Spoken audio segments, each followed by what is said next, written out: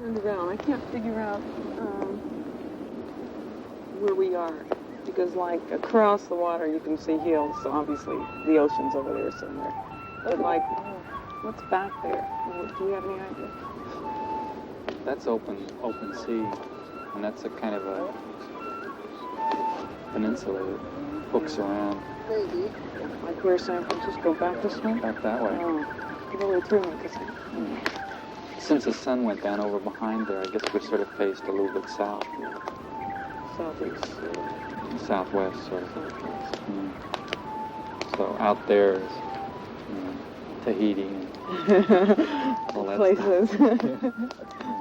I don't know, this is pretty nice tonight. And Vietnam. Right. Vietnam's out there someplace.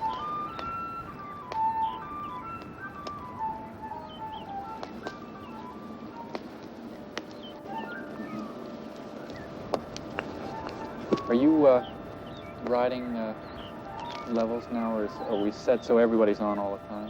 Yeah, I'm going to lose set because I try and crank it up on this to begin very Right. Why don't we take a section, though, where we bear in on different people, and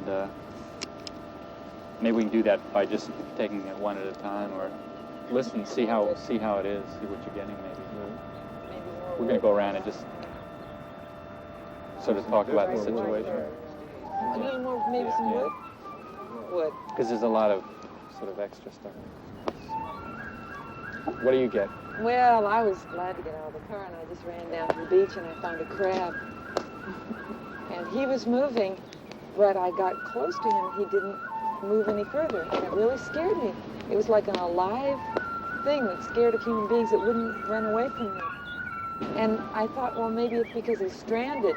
And I was waiting for the waves to come in. The waves kept getting closer. He still didn't move. He just moved his inner lips. And then I picked him up real gentle, and his legs and claws just hung down. And I put him in the waves, and he wouldn't move. And I figured out he was dying when I met him. He must have been dying because he wouldn't run away. Then I went and got lots of wood. Back and forth, a lot of trips.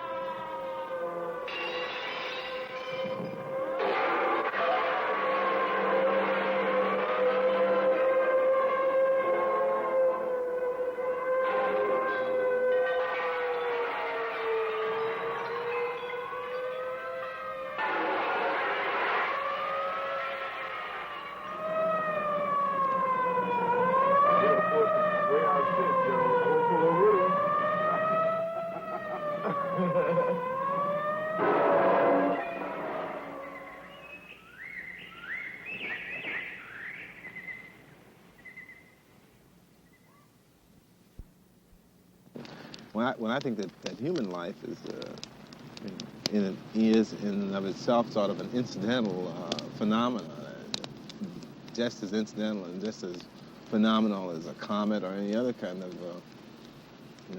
function in the heavens, and so therefore there's like man's appearance, the total history of man and recorded and unrecorded is just sort of it's just an incident compared to eons of light years and the history of stars, etc. Yeah, that's what the Sufi teachers say. That they say man is just a bunch of energy, and that when he's no longer of use to the Earth or to the whole solar system or to the galaxies, then it'll pass away and another kind of energy will take place. Just an energizer. Kind of takes the burden off you. The other side of that coin, though, is that why is man that unique? Isn't it arrogant to consider that we are the only intelligence of that sort that ever existed? Perhaps.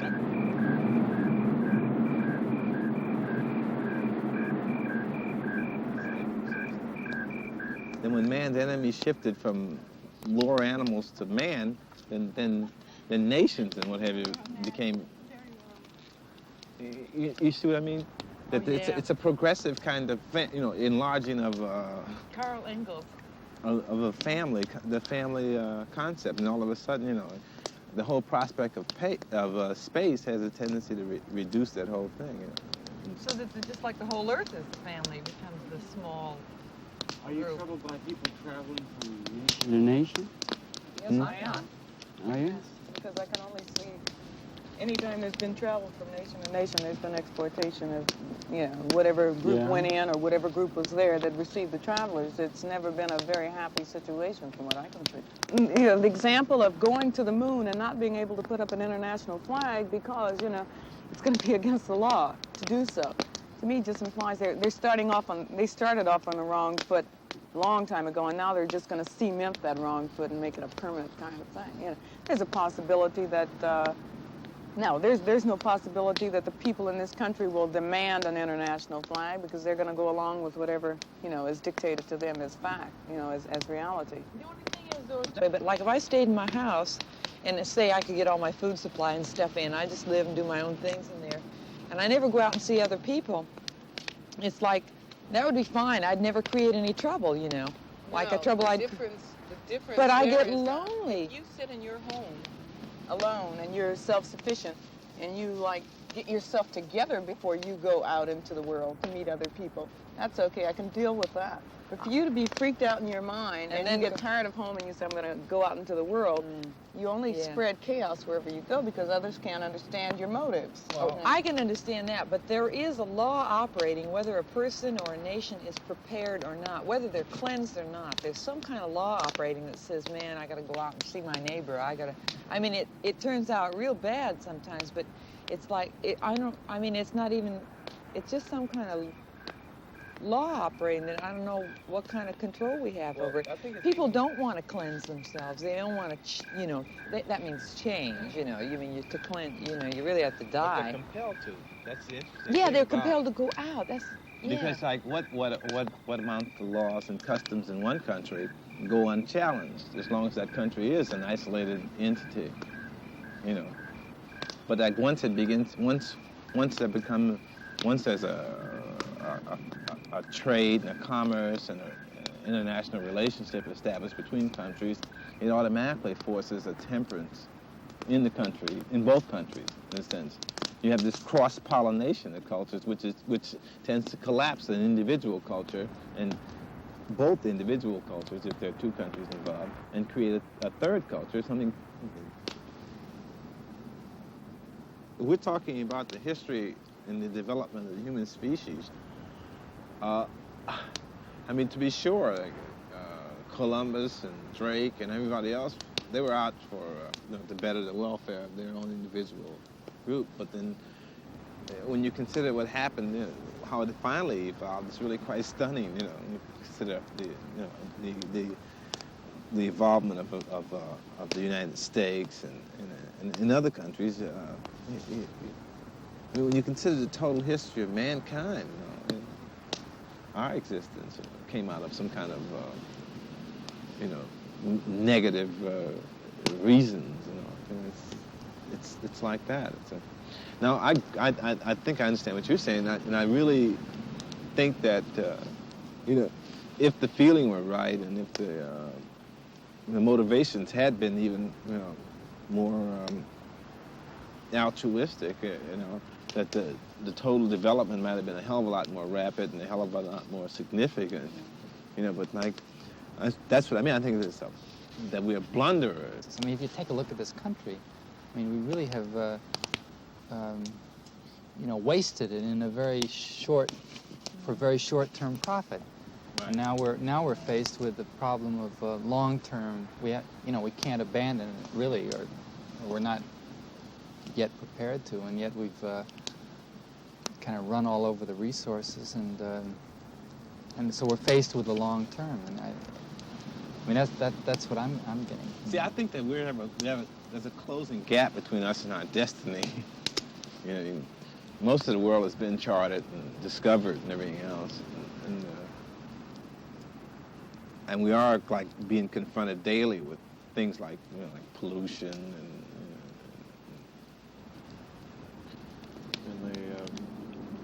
in the light of some stars.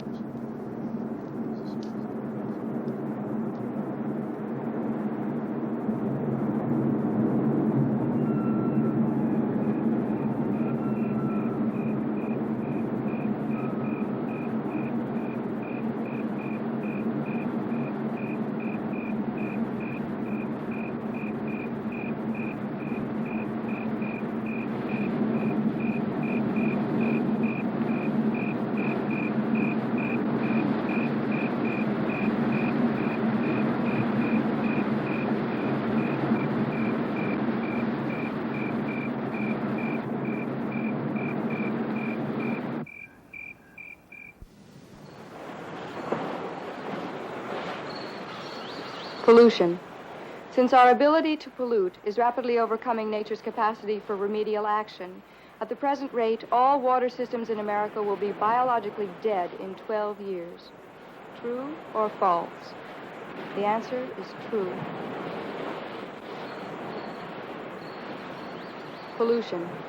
Since our ability to pollute is rapidly overcoming nature's capacity for remedial action, at the present rate, all water systems in America will be biologically dead in 12 years. True or false? The answer is true.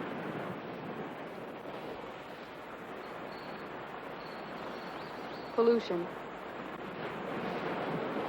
Dead in 12 years. The answer is true.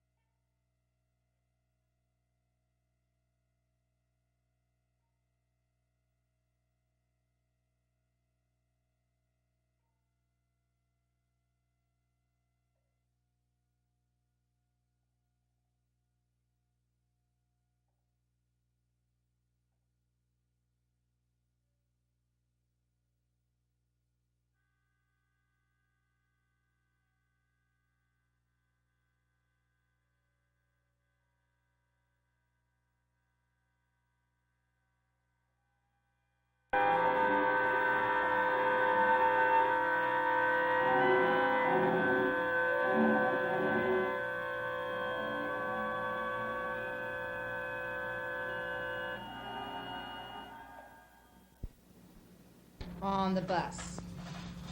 And talking about you suffered, man, don't worry, and don't let them brainwash you, believe Muhammad Ali hates you, you're beautiful, we love, we've been through the same stuff. Then he looks at me. I'm sitting over here looking dead at him, across like at a diagonal. And he says, oh! Hello, sister. Cause see, I wasn't gonna chop him up publicly. So, but he kept on talking loud. You know, like I think sometimes people like this want so much to be seen. I'm here. They're screaming, I'm here. You know, so he'll talk loud. He'll figure, well, you're a captive audience on this bus. Now I'm going to say what I want to. So I got up and sat over beside him. This man's got, his teeth are all rotten up here, and his eyes are puffed and everything. You know, they look at me like I might be a little crazy. We've so stratified ourselves. Regardless, we're all looking at each other. Our eyes are on each other. We can have no untouchables. You know, we're all untouchable. You hear about Berkeley and you hear about California in a certain kind of way, you know, in a certain kind of way, such that all the way across the country now, all of the police that were involved in this various suits, you know, from the Algiers motel situation to the policemen in Chicago and what have you, have all been like acquitted and let off, and all of the students have been convicted of however the, you know, whether it's a misdemeanor or not, it still means 10 or 15 days in jail, or it still means something that they have to reconcile with, or, you know, and being expelled from school. There's a whole attitude that can be spread in a matter of time, just by virtue of the president going on the air, you know, 2 or 3 times and, you know, saying a few things. So we can assume that the best use the media has is to keep the people wherever the leaders or the policymakers want the people to be. FM station in Berkeley, KPFA, to me, proved the power of the media as far as getting, you know, the truth to the people. It's like the first time I've come in contact with the real truth coming over the air. And during the People's Park, you know, the first week of People's Park confrontation, wherein they were on the scene at all times, and you know, you didn't go to sleep until you were reassured that the KPFA was off the radio, if not off the radio, talking about something else, so that you knew that things were quiet in Berkeley. And I was on campus during that whole period of time and saw many things happen, which, hearing it on the radio, I knew to be a fact, so I could accept that they were dealing, you know, with the truth as it existed. And I was really turned on. You know, I was turned back on to the media as being a valid, you know, truth, objective, you know, whatever means of communicating with the people. But then I turn around and I look at, you know, whatever other forms of radio or TV that I could come in contact with, and I would invariably, the same incident, you know, would be either blown out of proportion or understated or reinterpreted in some other kind of way. You know, it freaked me out, because I wanted to know why every station, you know, could not, you know, the truth can be sold. I'm sure you can find somebody that will pay money to have the truth sent out over the air. Why tell lies to the people? You know, and anyone that could compare that kind of communications with the other kind of commercial communications would have to be totally convinced that, you know, public-supported radio or public-supported TV, KQED, they came through pretty much the same way as the KPFA, you know, circuit of communications.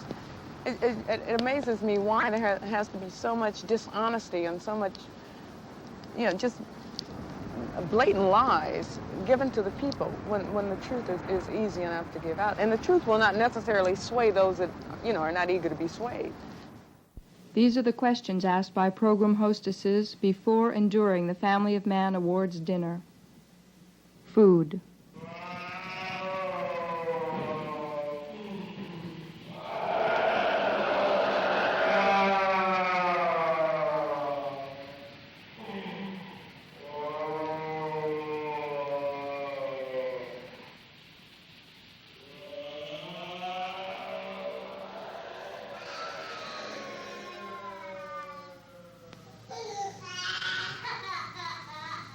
Had the 10 persons who make up your banquet table tonight been a representative cross-section of the family of man, 6 of them would have been near starvation when they arrived. True or false? True.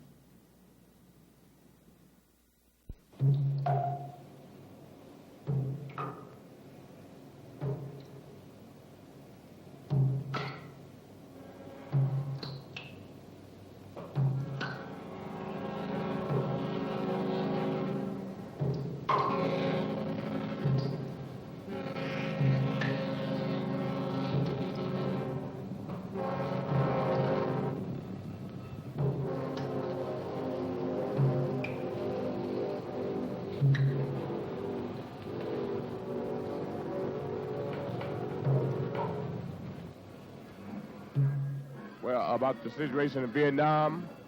Really, myself, I think it's very registrable.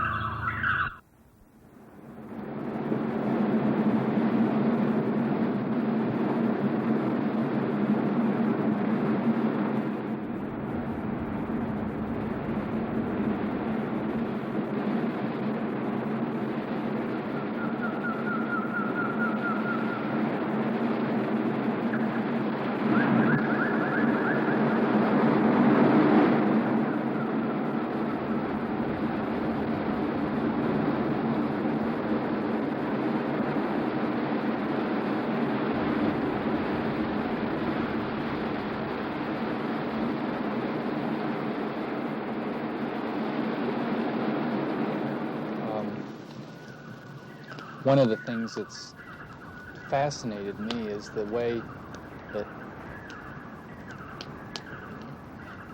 in a way, architects are like designing people, and reporters and media people are designing people. They're creating the people that live in this era, and the consequences of that are getting kind of interesting.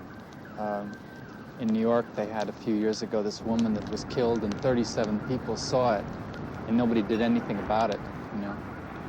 And the thing that comes to mind is that as they watched out of their windows, they were probably watching it as if it was on television, because that's what they've learned. That's the way that they have now learned to watch. And so one watches the war, and one can't do anything about it. And this is the thing that's beginning to get to me. When I want to nod out at night, I put the TV on, and I just like start going out. And then no matter what comes on, the news, Vietnam, anything, I don't listen. I'm just out. I don't know. TV to me is kind of like a substitute person, a substitute presence, or like being with people but you really aren't. It's inconsistent with reality, I'll put it that way. So when I'm watching myself, I mean, like you go through the like you're kind of interacting with someone, but then afterwards, it isn't like you really made contact with that person.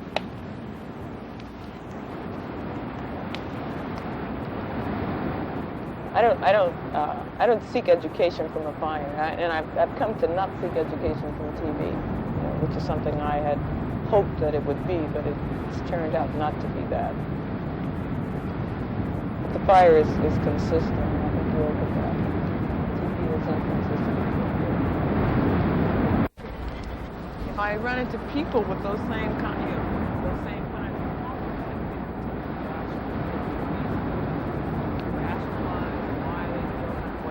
with TV, there is no interaction. The only interaction is, what we talked about before, which is to kick the TV or turn it off or, curse at it or whatever. But there's no satisfaction that you can get except to turn it off, and that's only a substitute for deeper kinds of action. The mood machine thing I can really deal with, because that is. Yeah, I get that too. I switch dials a lot to find the right thing. I pick up TV. It's kind of funny. There was some comic on. Yeah, well, that's sort of what television amounts to. It's quite, like you'd really decide, like what you want to see, out of what's there, of course, based on. But like, you just, it's just sort of like. It's much like talking to yourself, You just sort of have absolute control over the input situation, and it can be anything. Like she said, well, if you want an interesting thing, you get, you just pick a subject, something that's very innocuous, and you proceed to go to sleep on it. If you're really kind of hopped up. I get a particular kick out of watching television like I would the images that you might see in a fireplace, and looking at this fire here, I've been trying to figure out whether I can see commercials in there or not.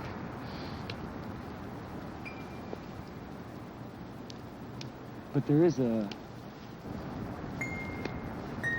central thing that draws me into it, where I can sort of lose myself completely. Other times I'm extremely annoyed at a program that might, really give me some pleasure on a different night.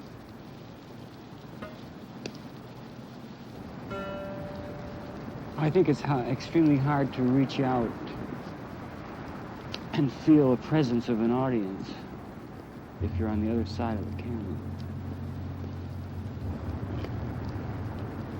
Just thinking about that tonight.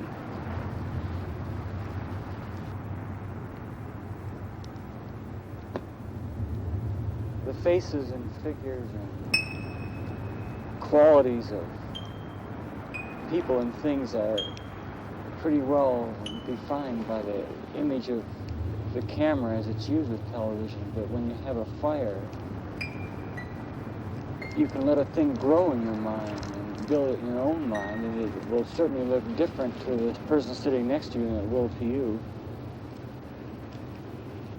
That prevents me from really getting into television.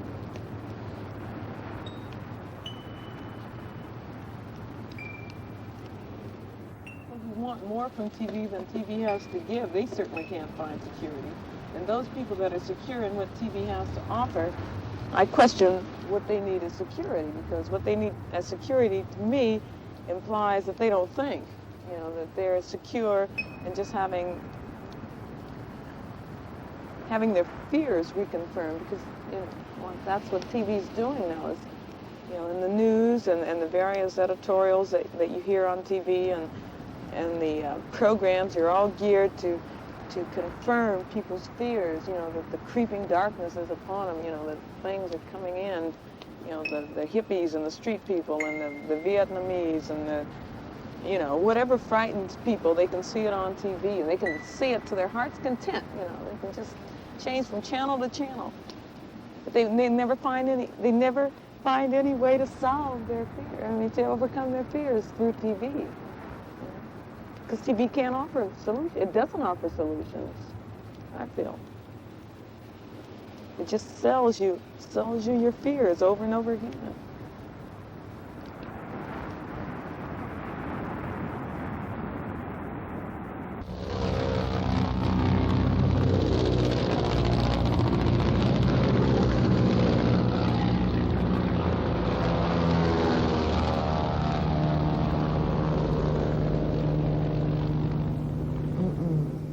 Concerned.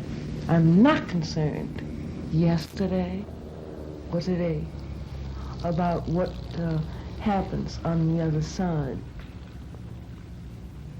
I feel you make it. I'm concerned about what happens on this side. Will we make it? Will we make it without going through the Holocaust that I feel?